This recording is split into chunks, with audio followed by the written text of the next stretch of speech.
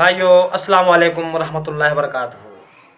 بھائیو ہم سب کو معلوم ہے کہ ہمارے اہل سنت کے تمام فرقے جتنے فرقے ہیں تو سارے علماء کا یہ ماننا ہے کہ تمام صحابہ کرام ستاروں کی مانند ہیں، کسی ایک کی اتباع کر لوگے کامیاب ہو جاؤ گے۔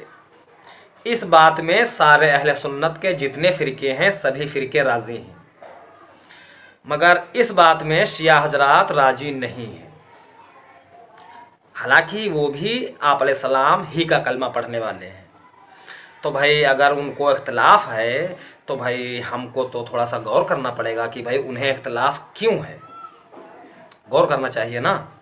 تو اسی طرح ایک حدیث شریف میں نے ڈھونڈی ہے جو صحیح بخاری شریف کی ہے، اور وہ میں آپ کو سناؤں گا، آپ سنیے بھی اور پڑھ لیتے ہوں تو خود بھی پڑھیے، کیونکہ بھائیو افسوس کی بات یہ ہے ہمارے اکثر علماء کرام اس حدیث کو بیان نہیں کرتے ہیں، حالانکہ میں نے تو ابھی تک کسی انڈیا کے عالم سے سنی ہی نہیں ہے۔ آپ سنیں گے تو آپ خود سوچیں گے کہ ہاں یہ حدیث ہم نے نہیں سنی ہے۔ تو اس حدیث کو کھوجنے کی ضرورت ہمیں تب پڑی کہ ایک دن ہم اپنے محلے میں بیٹھے ہوئے تھے، ایک ہمارے دوست ہیں جو وہ عالم دین ہیں، تو ان سے بات ہو رہی تھی، تو انہوں نے بھی کہا کہ سارے صحابہ ستاروں کی مانند ہیں، کسی ایک کی اتباع کر لو گے کامیاب ہو جاؤ گے۔ ہم نے کہا ٹھیک ہے بھیا۔ پھر عشرہ مبشرہ کی بات آئی تو وہ عالم صاحب کہنے لگے کہ عشرہ مبشرہ میں حضرت امیر ماوردی رضی اللہ عنہ بھی ہیں۔ تو یار میں وہاں پر بیٹھا تھا تو میں نے کہا سر وہ تو اس میں نہیں ہیں۔ انہوں نے کہا ہیں، میں نے کہا نہیں ہیں۔ پھر کچھ دیر بحث ہوئی، اور جب نہیں ہے تو میں کیوں پیچھے دب جاؤں بھائی، میں بھی اڑا رہا۔ پھر وہ ڈاؤن ہو گئے، کہیں ہو سکتا ہے نہ بھی ہوں۔ تو ہم نے کہا یار ان کے بارے میں کچھ تلاش کرنا ہوگا، تب یہ میں نے حدیث شریف تلاش کی ہے جو آپ سنیے اور پھر اس کے بارے میں آگے بات کرتے ہیں۔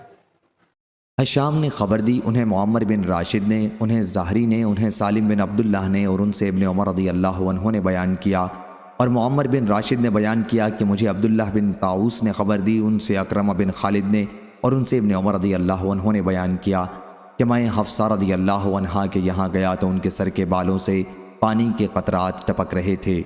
میں نے ان سے کہا کہ تم دیکھتی ہو لوگوں نے کیا کیا، اور مجھے تو کچھ بھی حکومت نہیں ملی۔ حفصہ رضی اللہ عنہا نے کہا کہ مسلمانوں کے مجمع میں جاؤ، لوگ تمہارا انتظار کر رہے ہیں، کہیں ایسا نہ ہو کہ تمہارا موقع پر نہ پہنچنا مزید پھوٹ کا سبب بن جائے۔ آخر حفصہ رضی اللہ عنہا کے اسرار پر عبداللہ رضی اللہ عنہ گئے۔ پھر جب لوگ وہاں سے چلے گئے تو معاویہ رضی اللہ عنہ نے خطبہ دیا اور کہا کہ خلافت کے مسئلے پر جسے گفتگو کرنی ہو وہ ذرا اپنا سر تو اٹھائے، یقیناً ہم اس سے، اشارہ ابن عمر کی طرف تھا، زیادہ خلافت کے حقدار ہیں، اور اس کے باپ سے بھی زیادہ۔ حبیب بن مسلمہ رضی اللہ عنہ نے ابن عمر رضی اللہ عنہ سے اس پر کہا کہ آپ نے وہیں اس کا جواب کیوں نہیں دیا؟ عبداللہ بن عمر رضی اللہ عنہ نے کہا کہ میں نے اسی وقت اپنی لنگی کھولی، جواب دینے کو تیار ہوا، اور ارادہ کر چکا تھا کہ ان سے کہوں کہ تم سے زیادہ خلافت کا حقدار وہ ہے جس نے تم سے اور تمہارے باپ سے اسلام کے لیے جنگ کی تھی، لیکن پھر میں ڈرا کہ کہیں میری اس بات سے مسلمانوں میں اختلاف نہ بڑھ جائے اور خونریزی نہ ہو جائے، اور میری بات کا مطلب میری منشا کے خلاف نہ لیا جانے لگے۔ اس کے بجائے مجھے جنت کی وہ نعمتیں یاد آ گئیں جو اللہ نے صبر کرنے والوں کے لیے جنتوں میں تیار کر رکھی ہیں۔ حبیب ابن ابی مسلم نے کہا کہ اچھا ہوا آپ محفوظ رہے اور بچا لیے گئے، آفت میں نہیں پڑے۔ محمود نے عبدالرزاق سے نسواتہ کے بجائے لفظ نوساتہ بیان کیا، جس کے چوٹی کے معنی ہیں جو عورتیں سر پر بال گوندتے وقت نکالتی ہیں۔ صحیح بخاری حدیث نمبر 4108۔ تو بھائیو یہ حدیث شریف تھی۔ اب اس میں دو الفاظ تھوڑا سا دوبارہ سن لیجئے۔ اس حدیث میں جو الفاظ آئے ہیں کہ عبداللہ ابن عمر رضی اللہ عنہ نے اپنی لنگی کھولنا چاہا، مطلب لنگی کھولی، تو اس کو تھوڑا سا سمجھیے کہ جب کہیں پر مجلس ہوتی ہے تو لوگ ایسے پیر ایسے کر کے بیٹھتے ہیں، تو وہ ایسے ہی بیٹھے ہوئے تھے۔ تو جب ان کے بارے میں ایسی بات کہی گئی تو انہوں نے اپنے ہاتھ کھولے جواب دینے کے لیے۔ تو इस एक्शन को लुंगी कहा गया है। ठीक है।